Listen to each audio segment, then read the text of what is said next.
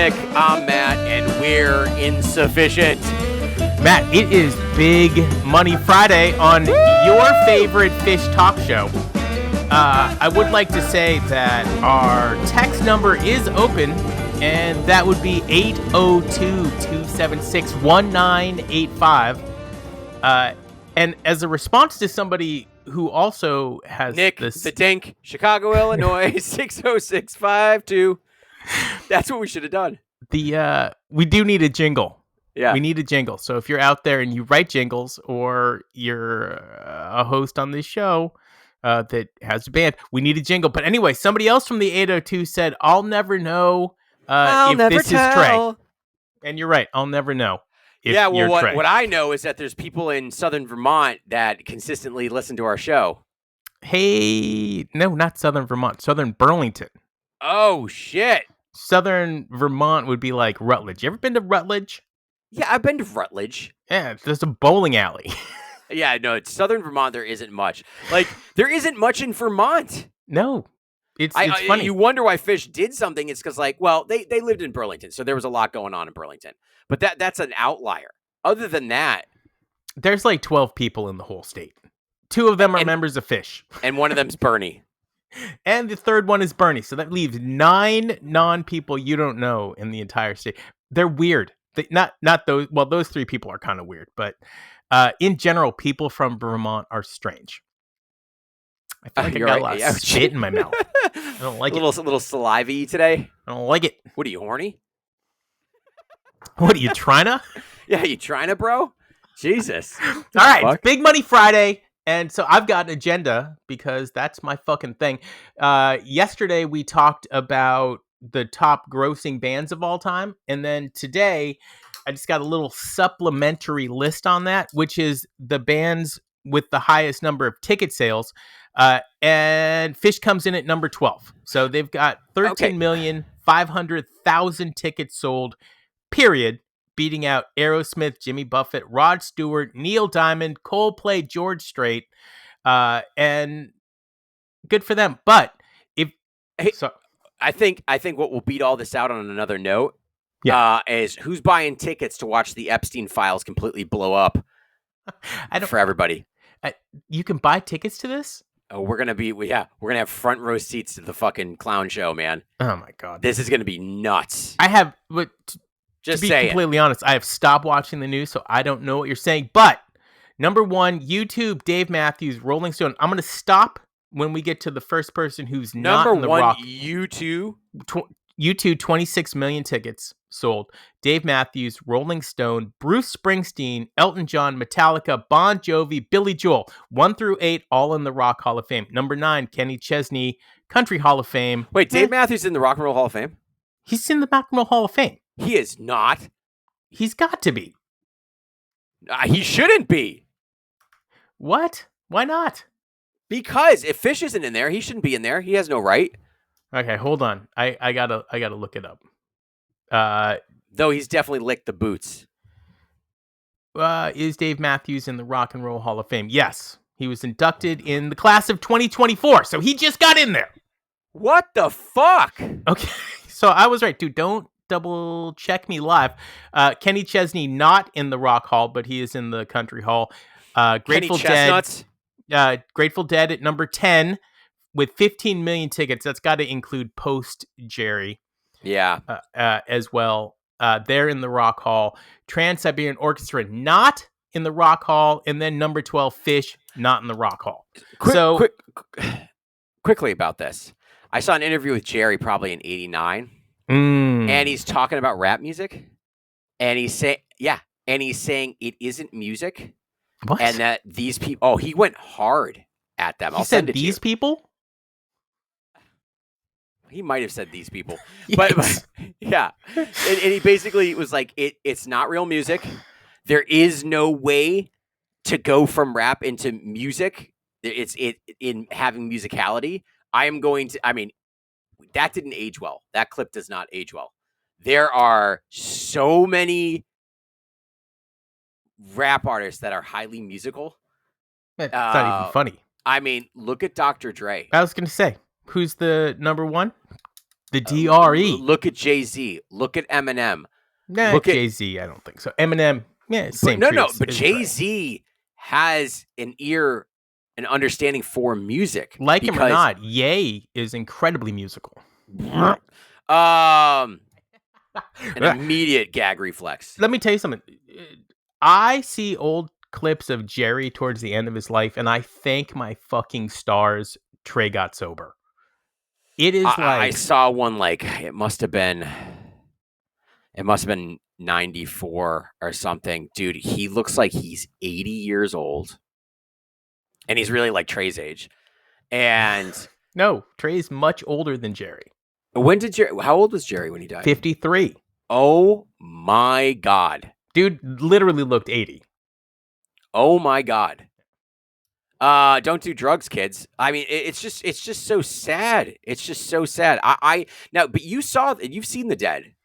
Okay, so no, I didn't. I was supposed to go, and then Lib took my ticket. She went with Labia Raj. Lib. Fucking it up. I still haven't signed off on that nickname, Lib. If you're out there, not my nickname for you, buddy. Jeez, you're gonna get me in hot water with one of my oldest friends. No, I never saw him. I was supposed to go. It was the one in New Hampshire, summer '95, close to the last show. Would have been bad. Didn't make it. Would have been horrible. It would have been bad. Raj, huge deadhead. He's like, nah. I've seen clips from that era, and number one, you can't even see Jerry's kneecaps anymore. So there's that. Why? I mean, and then it's like his fingers aren't even. He's having a very difficult time, and he's also hunched over like this. Like, dude, the guy it is sad. He aged quick. It's really sad, and he got sober for a while. And I guess, what was it? Bob Weir saying how good their playing was during that time, how on he was. Like, he said it was spectacular. And then, he just couldn't. I got to give Bob more credit than I give him as a guitarist. Rhythmly, you do have to give him a lot of credit. He supplies a lot of the action in the backstage kind of area of the Grateful Dead. So he's creating a really good vamping for Jerry and the rest of the band, and he uses a lot of jazz chords in there to create texture. And he's quite good. At first I was like, what does this guy do other than like what are you bringing to the table, champ? The sexy member of the band. And That's it's a like stretch. No, it isn't. The whole band said that he is it's always been sliding known. Scale. The bar is set real low. I mean, look at Mickey Hart. That's like saying you're the sexy one of Insuphishient. Okay, fine. You beat me out. Good for you. It's an insult. I know. Such an insult. That's what I'm saying. Like the smartest person in a room full of... I'm not going to say it. Why? Because it's not right. All right. I don't think you can say retard Can we get back to Big Money Friday? All right, fine. Big Money Friday. What were we going to talk about? Oh, yeah. Okay, so it's so funny because you and I talk offline, and then we like blow through all of the really good topics, and then we get on the show and we're like, Bob Weir's sexy guy. Yeah, exactly. We got nothing. No, okay, so had Phish never been formed, for whatever reason, Trey never ran into Jon Fishman looking like a special editor, and decided to form a band. Which members of the four of them, and if you want to include Chris Cooter on the lead board, which I'm willing to accept in this conversation, as well as Paul Languedoc, I think you could throw him. No. Stop. What about Tom Marshall? Can we include him? No, none of them. It's I'm just absolutely four members of the band. Okay, we got 10 minutes left of the show. If they weren't together, would they be famous? Who would be famous? Who would be famous? So let's just go in order. Trey, do you think Trey would have made it without the rest of the band? Yeah, so I actually think he would have been the one. And the reason I say that is because he's the one that enjoys the lights, the camera, the action a lot more than I think the rest of the band does. And he also has that drive to want to do that. I think he was a big pusher and getting the band so serious about everything. I I really don't know. I think Fishman wouldn't have given a shit. No, I think let's say stop on Trey. So for me, when I think of Trey, and especially looking at him in the past, let's say 10 or 15 years, I think he has more fun with Tab. Like seeing him on stage with that group of magicians, musicians. You call me a magician? Yeah, that was fake, by the way. This classic Bobby.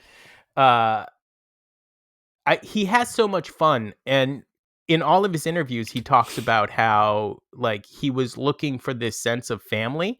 Yeah. I can see his scenario more often than not where Trey finds that family in music somewhere else and never reaches that same level of fame that he reached because Page, Fishman, and Mike are so talented. He wouldn't have. That doesn't mean that he wouldn't have pursued the career and probably been acknowledged for being a great guitar player, because he would have still probably done his thing. But I'll put him at number 2. You want to hear my number 1? Yeah, I do. Page. No.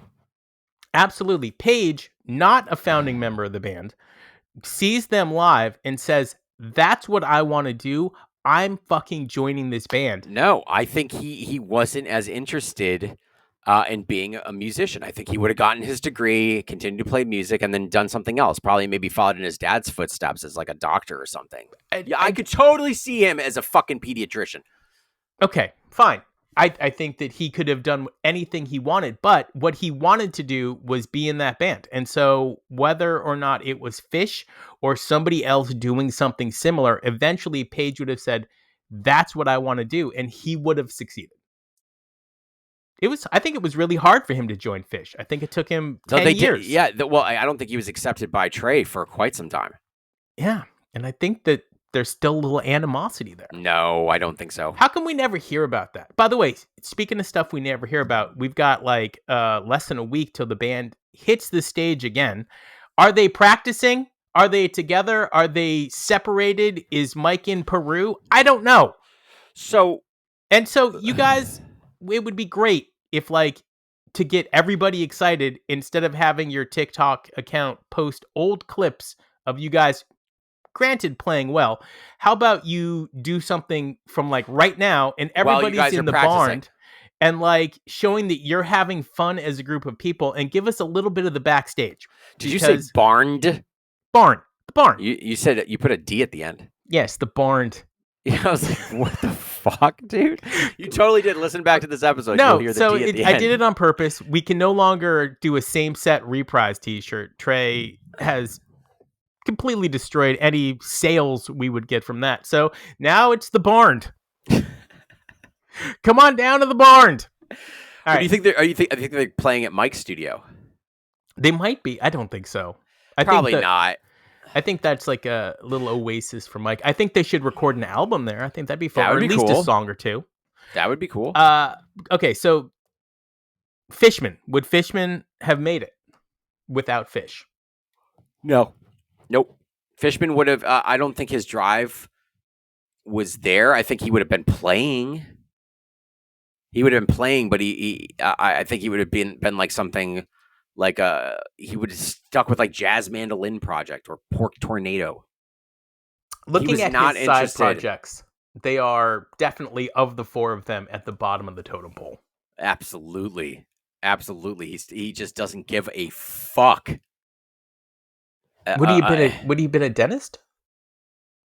Wasn't that what his family did? Am I remembering is that what the Fishmans did? I thought so. I could be wrong. Some of my information is not correct. While you live fact check it, I'll say that I don't think Fishman would have been famous. I think he's probably one of the best drummers to ever live, but that doesn't necessarily mean that he had the drive, like you're saying, or the wherewithal to hop on that train. Nope, they're both educators. I was way off. His father, Leonard Fishman, was a professor of mathematics, and his mother, Mimi, was a school teacher. Well, that's really cool. I did not know that. And boom. There it is. Does it make me like them more? Yes. Does it make me like Phish more? Yes. All right, and then Mike. That's a tough one for me. His mom's an artist.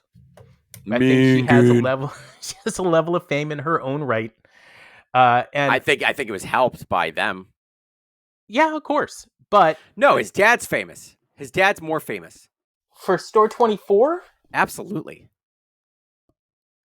My headphones fell off. By the way, to the person that sent in the feedback that they like it better when I wear headphones, why? Who said lucky that? I can't find my AirPods, or I would be wearing those. I like you with the headphones. Oh, was it you who sent it in? I'm gonna say Mike would be in music somewhere. I don't think he would. I don't think Leo or Leo might have found him, and he might have been part of Max Creek. No, I think he would have been in a blues band. A blues band? Okay. Yep, that's what he was before he started with Phish. No, is he a bluesy guy? So we've been totally wrong about Mike's parents. Okay, let's give me the facts. Mike Gordon's parents were both education and social work. His father, Bob Gordon, was a professor at Bentley College. Is this ChatGPT? And taught behavioral science. His mother, Marjorie Minkin, abstract painter and visual artist. I did not start trust Store 24. Anything that at all. I've been saying this for years. Years. I've been saying it for years. Did you and I just both make this up? Yep. No. Somebody told us and we fucking ran with it. Stop using AI. I did not. Lillian Shapiro in Cambridge started Store 24. Okay, but it's not just you and me. It's the entire... Still Jewish. Everybody in Gamehenge, which is what we're calling the Phish Lab. By the way, the song Shakedown Street, the first line is, nothing happening on Shakedown Street. So it's not Shakedown. It is an urban legend. He did not start Store 24, but it has gone around that he did. Who started this? I don't know. Was it Trey? Maybe it was us, dude. No, I have thought this, since the 90s, for sure. That's the Phish from Vermont rumor. Early on, many fans thought Phish was literally a Vermont Phish company or even misprint from a Fishman side project. Okay, did Paige's dad at least invent Tylenol? That is true.